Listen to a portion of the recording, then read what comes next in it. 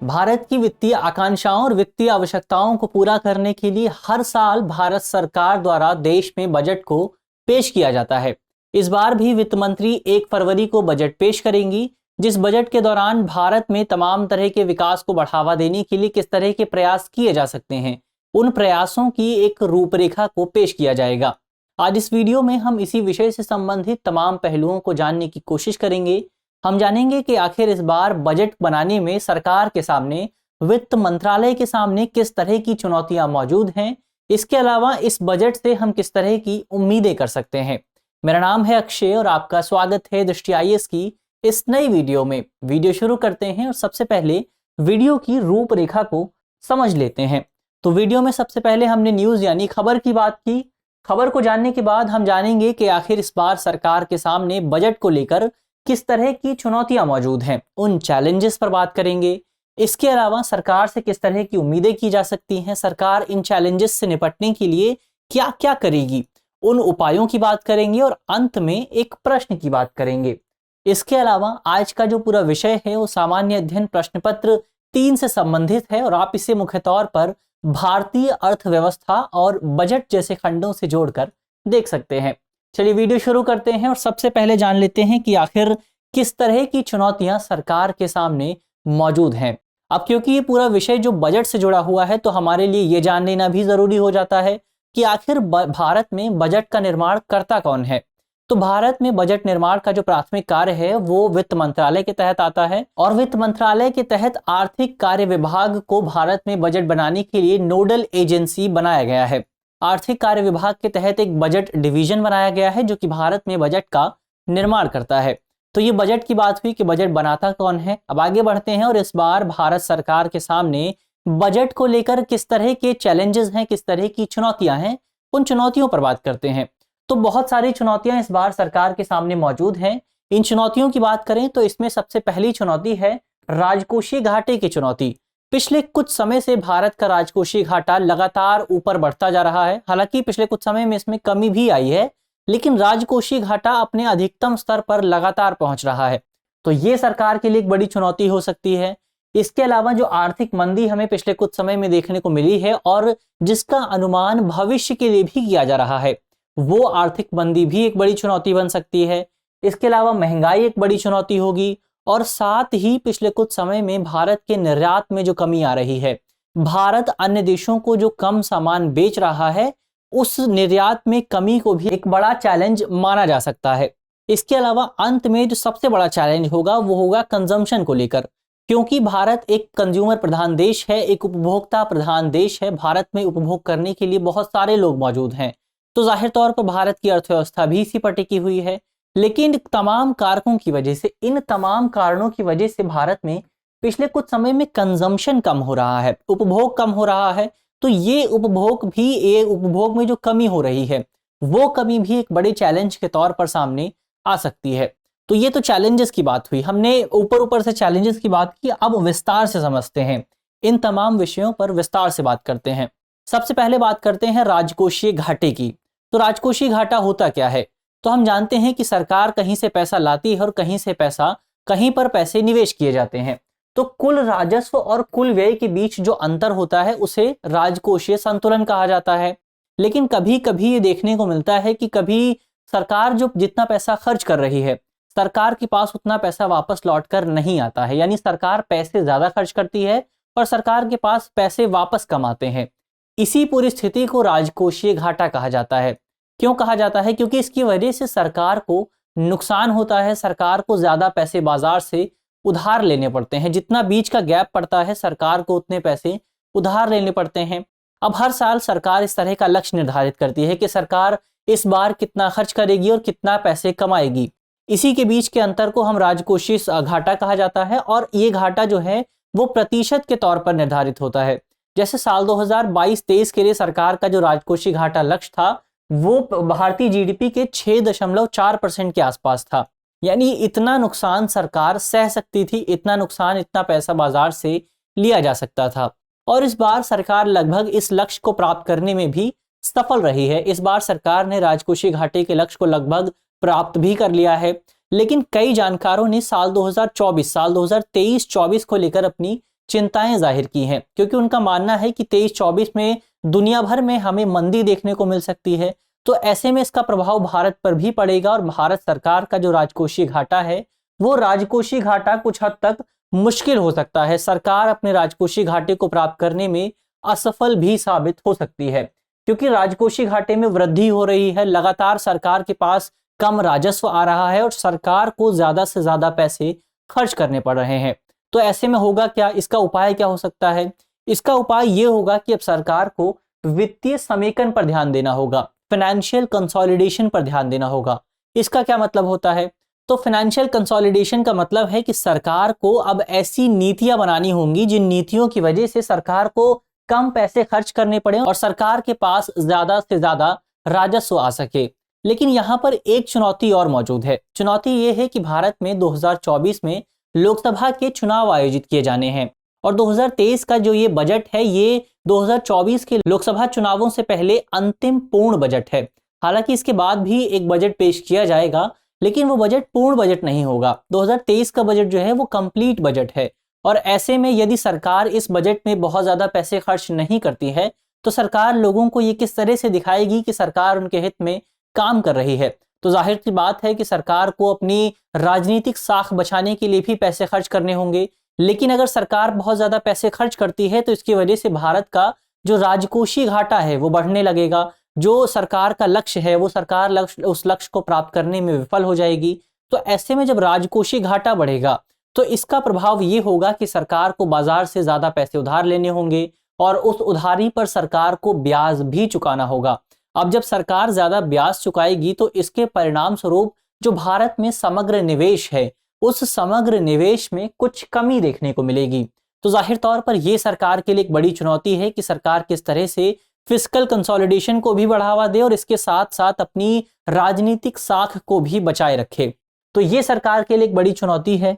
इसके अलावा जो अगली चुनौती है वो आर्थिक विकास को लेकर है, वो डेवलपमेंट को लेकर है, क्योंकि हमने पहले ही बात की कि सरकार को अब अपने बजट के तहत फाइनेंशियल कंसोलिडेशन पर ध्यान देना होगा और फाइनेंशियल कंसोलिडेशन पर ध्यान देते समय सरकार के पास केवल एक ही विकल्प मौजूद होगा और वो विकल्प ये है कि सरकार अपने बजट खर्च में कुछ कटौती करे, कुछ कमी करे।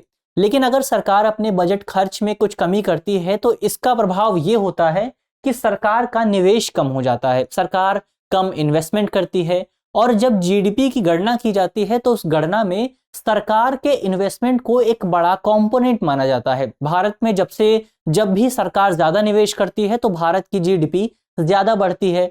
तो जब सरकार कम निवेश करेगी तो इसका परिणाम ये होगा कि भारत का जो आर्थिक विकास है वो आर्थिक विकास प्रभावित होगा, भारत के आर्थिक विकास में बाधा उत्पन्न होगी और इसका प्रभाव हमें अपनी जीडीपी पर देखने को मिलेगा, ग्रॉस डोमेस्टिक प्रोडक्ट पर देखने को मिलेगा और इससे हमारी जीडीपी और ज्यादा कम हो सकती है।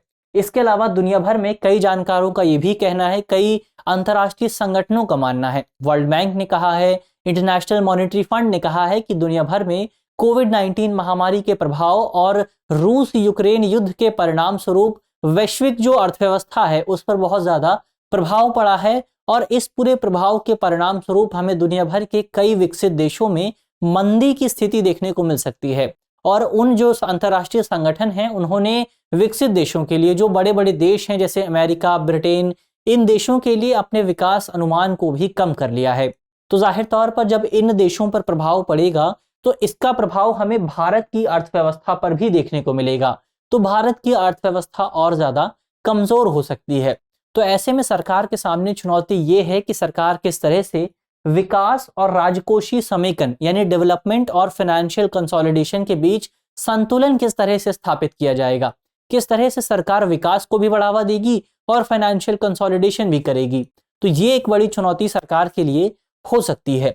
इसके अलावा तीसरी जो चुनौती है वो महंगाई को लेकर है, इन्फ्लेशन को लेकर है, मुद्रास्फीति को लेकर है। अब वैसे तो बीते दिनों आईएमएफ की अर्थशास्त्री गीता गोपीनाथ ने कहा था कि साल 2022 में जो मुद्रास्फीति यानी महंगाई में बढ़ोतरी हुई थी वो बढ़ोतरी सबसे अधिकतम थी और अब लगातार उस बढ़ोतरी में कुछ कमी देखने को मिलेगी। लेकिन उन्होंने अपने बयान में ये भी कहा था कि ये जो बढ़ोतरी 2022 में हुई थी उस बढ़ोतरी का प्रभाव बहुत दीर्घकालिक होगा और बहुत ज्यादा गंभीर होगा, लोगों को इसके बहुत खतरनाक परिणाम देखने को मिलेंगे और लोगों के जीवन स्तर पर भी इसका प्रभाव जरूर देखने को मिलेगा।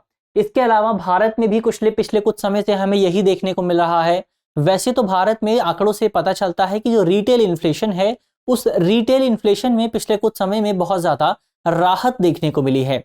लेकिन यदि आप कोर इन्फ्लेशन के आंकड़ों पर नजर डालेंगे तो आपको पता चलेगा कि कोर इन्फ्लेशन में कुछ विशेष राहत नहीं आई है और कोर इन्फ्लेशन लगातार पिछले कुछ समय से 6% से ज्यादा बना हुआ है। यहां इसका मतलब क्या है, मतलब की बात करते हैं तो जो रिटेल इन्फ्लेशन होता है उसमें सभी वस्तुओं के दामों को शामिल किया जाता है। सभी चीजों की कीमतों में जब बढ़ोतरी होती है तो ये कहा जाता है कि रिटेल इन्फ्लेशन में बढ़ोतरी हो रही है। लेकिन कोर इन्फ्लेशन और रिटेल इन्फ्लेशन में अंतर यह है कि कोर इन्फ्लेशन में हम खाद्य पदार्थों और तेल की कीमतों को शामिल नहीं करते हैं, क्योंकि खाद्य पदार्थों और तेल की कीमतें बहुत ज्यादा वॉलेटाइल होती हैं, बहुत ज्यादा अस्थिर होती हैं। इनमें बहुत जल्दी उतार चढ़ाव देखने को मिलता है। तो ऐसे में कोर इन्फ्लेशन में केवल वो चीजें शामिल की जाती हैं जो बहुत जल्दी जिनकी कीमतों में बदलाव नहीं होता है। तो ऐसे में कोर इन्फ्लेशन हमें दीर्घकालिक चीजों के बारे में बताता है, लॉन्ग टर्म चीजों के बारे में बताता है। तो क्योंकि अब कोर इन्फ्लेशन में पिछले कुछ समय से बहुत ज्यादा बढ़ोतरी हो रही है, कुछ विशेष कमी देखने को नहीं मिल रही है, तो हम कह सकते हैं कि भारत में आम लोगों को दीर्घकाल में बहुत ज्यादा नुकसान देखने को मिलेगा। क्योंकि दीर्घकाल में, लॉन्ग टर्म में भारत में जो महंगाई है वो कम होती नजर नहीं आ रही है। कुछ महंगाई से हालांकि राहत जरूर मिली है, खाद्य कीमतों में कुछ कमी आई है, इसके अलावा तेल की कीमतों में कुछ कमी आई है, लेकिन इसके बावजूद भी जो लॉन्ग टर्म इन्फ्लेशन है उसमें कुछ विशेष प्रभाव देखने को नहीं मिला है।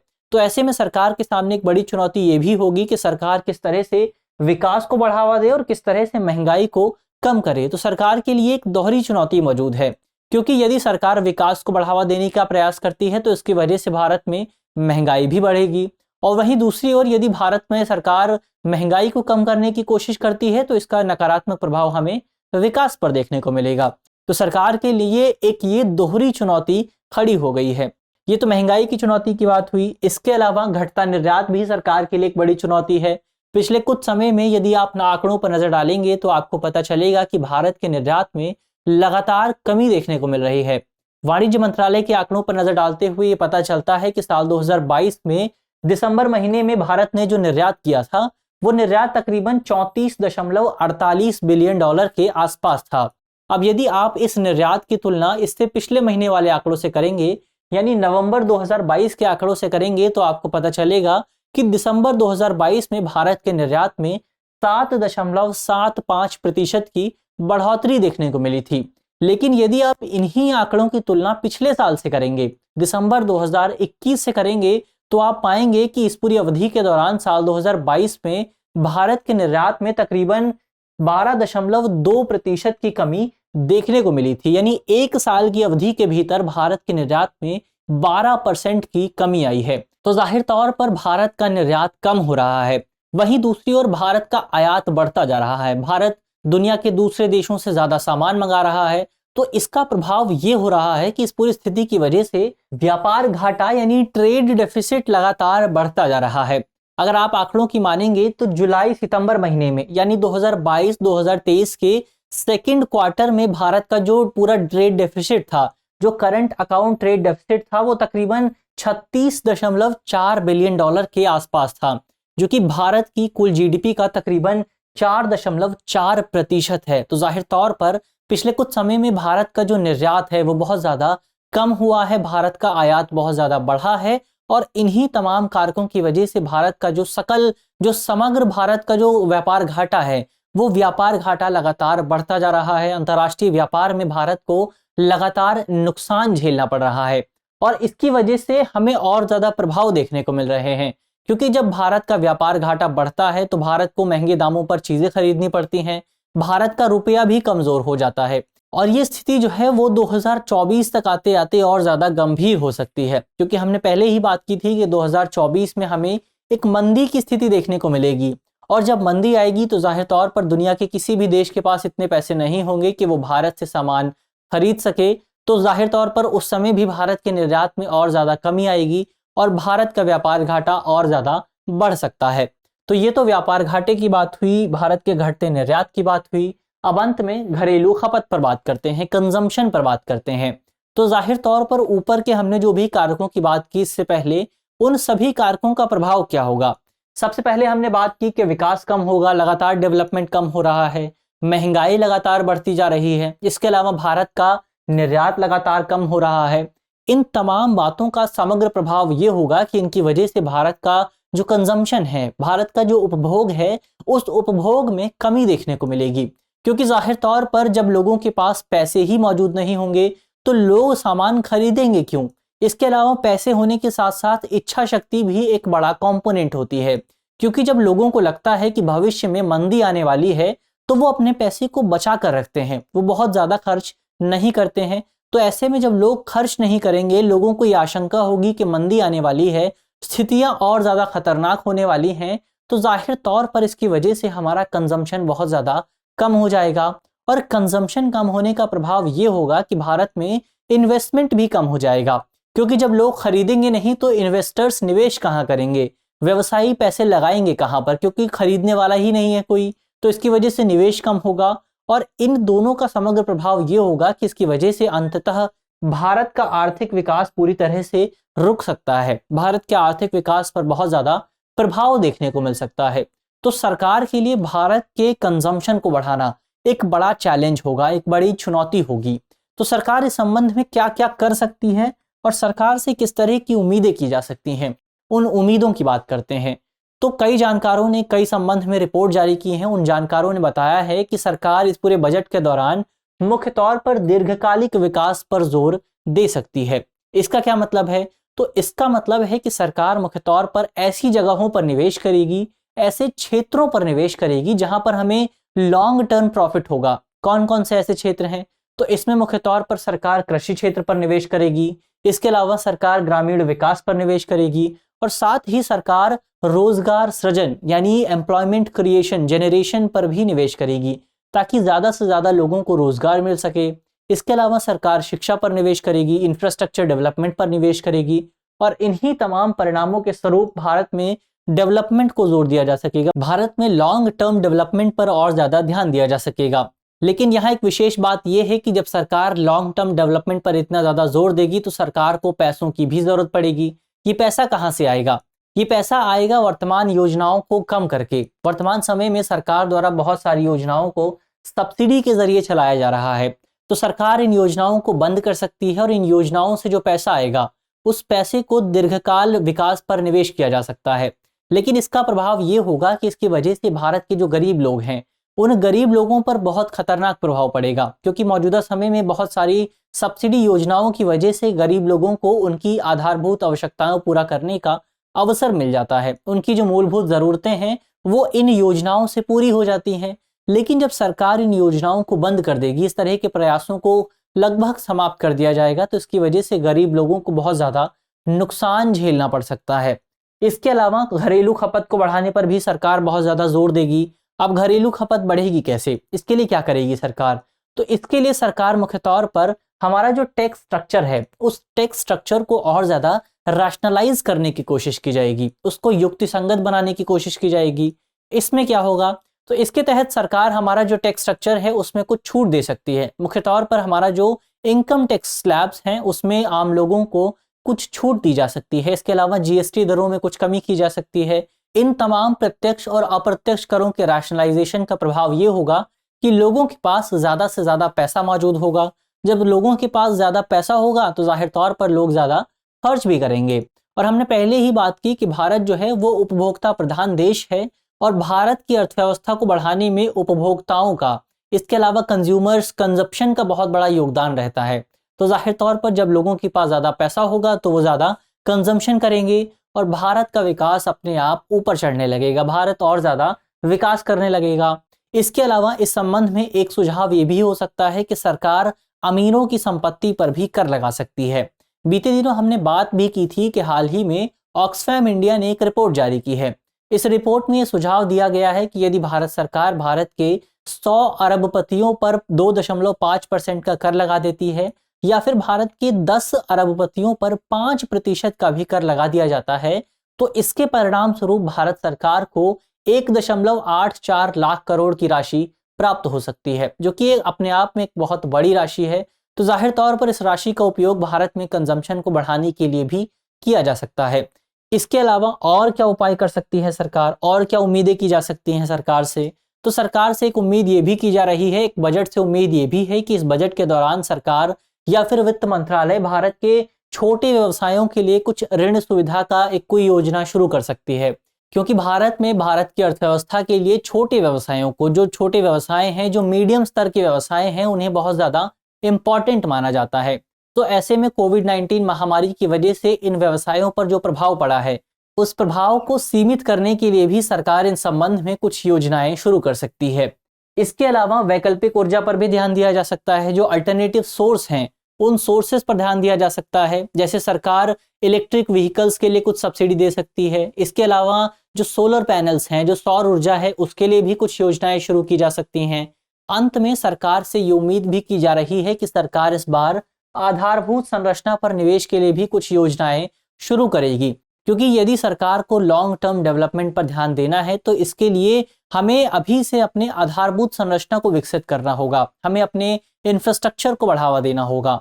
तो ये तो कुछ उन उम्मीदों की बात है जो सरकार से की जा सकती है। अब अंत में एक प्रश्न की बात कर लेते हैं। प्रश्न जो है वो प्रीलिम्स का है और आप कमेंट बॉक्स में सवाल का जवाब दे सकते हैं। हमारा प्रश्न है कि भारत में बजट निर्माण के लिए नोडल एजेंसी कौन सी है? हमारे ऑप्शन है, option A Reserve Bank of India, option B मौद्रिक नीति समिति, ऑप्शन सी राजस्व विभाग, या फिर ऑप्शन डी आर्थिक कार्य विभाग। तो आप कमेंट बॉक्स में सवाल का जवाब दे सकते हैं। मुझे उम्मीद है कि इस वीडियो के जरिए जिन बिंदुओं पर चर्चा की गई है वो आपको समझ में आएंगे, और यदि आपके प्रश्न पत्र में इससे संबंधित कोई भी सवाल आता है तो आप उसे आसानी से हल कर सकेंगे। मिलते हैं आपसे अगली वीडियो में, तब तक के लिए धन्यवाद।